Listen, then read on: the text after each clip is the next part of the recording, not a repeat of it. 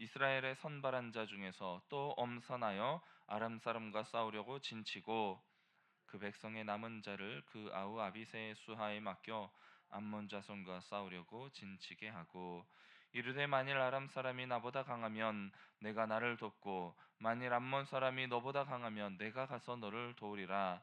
너는 담대하라. 우리가 우리 백성과 우리 하나님의 성읍들을 위하여 담대히 하자. 여호와께서 선히 여기시는 대로 행하시기를 원하노라 하고 돌아보시나이까 하니라.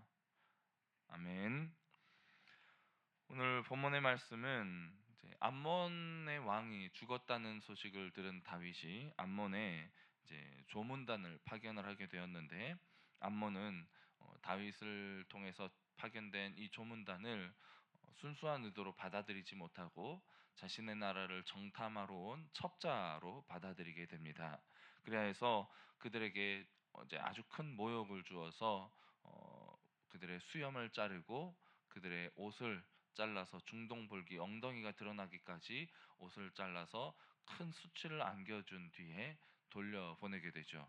이 모습을 본 다윗은 이 조문단이 바로 이스라엘로 돌아오지 않고 여리고성에 머물면서 너희들의 수염이 다 자라나서 너희의 수치가 다 덮어질 때까지 기다려라 라고 이야기를 하면서 그 마음에 암몬을 향하여서 큰 분노의 마음을 품게 됩니다. 다윗이 크게 이 사절단으로 인해서 분노하게 되었다는 사실을 알게 된 암몬은 이제 다윗과의 싸움을 피할 수 없다는 것을 생각하고 아람이란 나라와 함께 연합하여서 다윗과 싸우기 위해서 큰 군세를 일으키게 됩니다.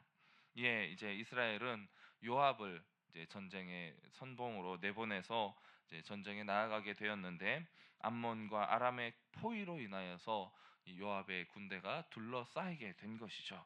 그런 가운데서 요압은 이제 동생 아비새를 함께 나아가면서 담대하라, 또 병사들을 향하여서 담대하라, 하나님을 의지하자라고 독려하면서 믿음을 선포하여서 놀랍고 큰 승리를 거두게 되었다는 이야기가 오늘 본문의 내용입니다. 내용 관찰입니다. 요압과 이스라엘 군대는 어떤 상황에 놓이게 됩니까? 9절과 10절 말씀을 보면 요압이 자기와 맞서 앞뒤에 친 적을 보고 이스라엘의 선발한 자 중에서 또 엄선하여 아람 사람과 싸우려고 진치고 그 백성의 남은 자를 그 아우 아비새의 수하에 맡겨 암몬 자손과 싸우려고 진치게 하고 라고 말씀하고 있듯이, 요압의 군대가 앞뒤로 암몬과 아람의 포위가 되어서 큰 위기에 빠졌다는 것을 우리가 볼 수가 있습니다. 이 상황에서 요압은 무슨 말로 군사들의 사기를 북돋게 되느냐? 바로 12절 말씀을 보면 너는 담대하라. 우리가 우리 백성과 우리 하나님의 성읍들을 위하여 담대히 하자. 여호와께서 선히 여기시는 대로 행하시기를 원하노라 하고 돌아보시나이까 하니라 라고 말하면서 자신의 군사들을 향하여서 하나님께서 우리와 함께 하시니 담대히 나아가자라고 이야기하면서 병사들을 독려하는 모습을 볼 수가 있는 것이죠.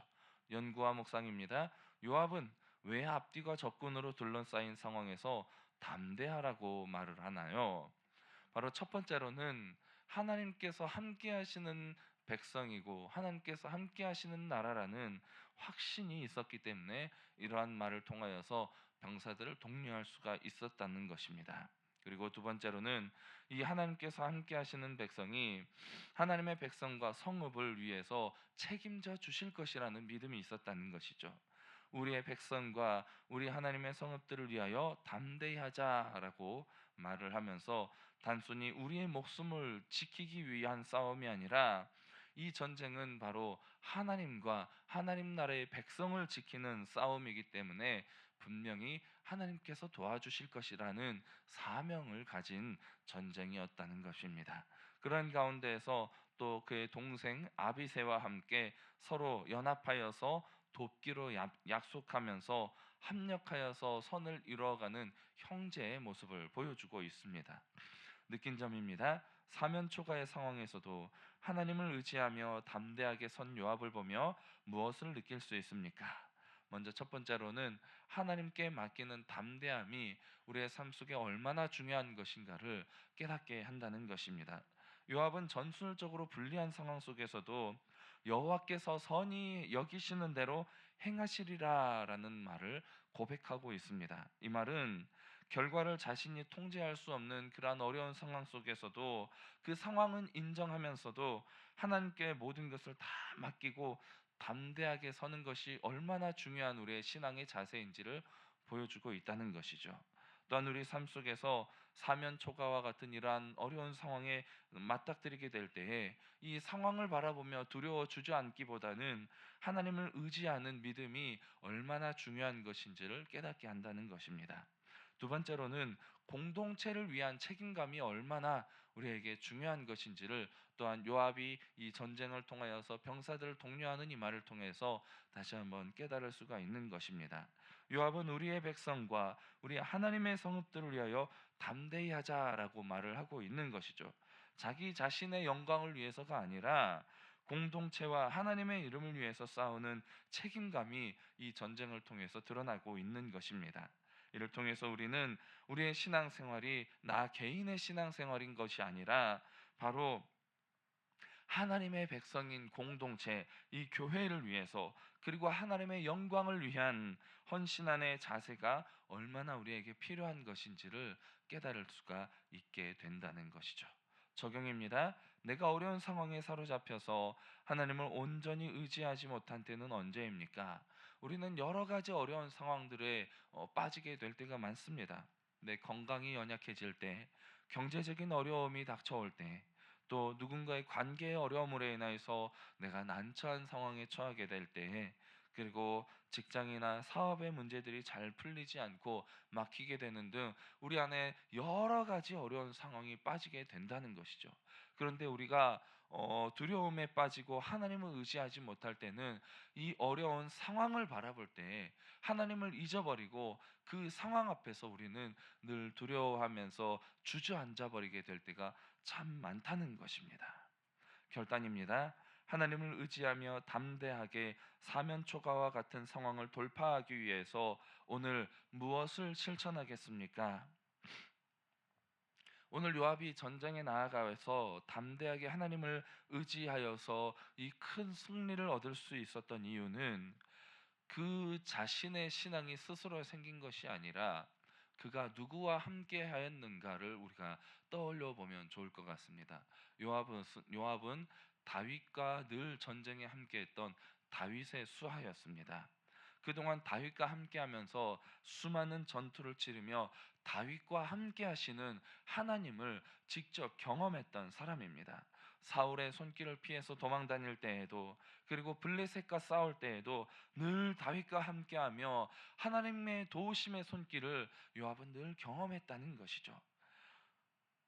오늘 예배를 통해서 우리가 주일 예배를 드리게 되는데, 이 예배를 통하여서 우리와 함께 하시는 하나님을 경험하시기를 바랍니다. 내가 드리고 싶은 예배, 내가 하고 싶은 방법대로 드리는 예배가 아니라 하나님이 받으실 예배가 무엇인지를 생각하며 어떠한 마음으로 어떠한 자세로 우리가 하나님을 예배할 때에 하나님께서 우리의 예배를 받으시고 예배를 받으시는 자들과 함께 하시는 하나님을 우리가 기대하면서 우리의 마음과 중심을 하나님께 두고 온전한 예배를 드리시기를 바랍니다. 오늘은 특별히 3.1절입니다. 우리 대한민국이 일본의 치하에서 정말로 어찌할 수 없는 이 사면초가의 위기에 놓여 있을 때에 이 수많은 우리의 선조들이 하나님을 의지하며 함께 기도하는 가운데 주신 지혜로 말미암아서 싸우지 않고 비폭력 시위를 하면서 태극기를 흔들며 하나님을 의지할 때에 우리가 상상하지 못했던 방법으로 하나님께서 우리 대한민국의 해방을 이루어 주셨던 것을 우리는 기억해야 할 것입니다.